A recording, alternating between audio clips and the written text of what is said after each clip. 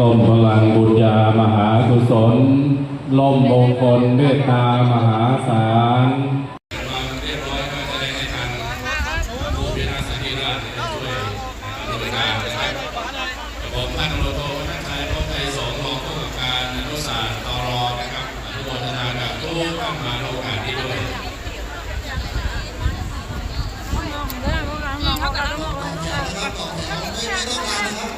เพราะว่าเจ้าที่เนี่ยไม่ต้องมาฝั่งนี้ครับขยับไปฝั่งนู้นนะครับไม่ต้องกลัวเข้ามาครับ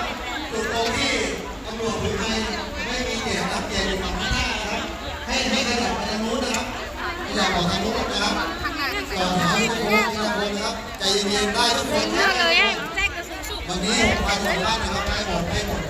ไม่ต้องกลัวว่าไม่ได้ครับได้ช้าได้เร็วนะครับมาด้านนี้เลยครับมาช่วยจัดระเบียบนะมาช่วยจัดระเบียบ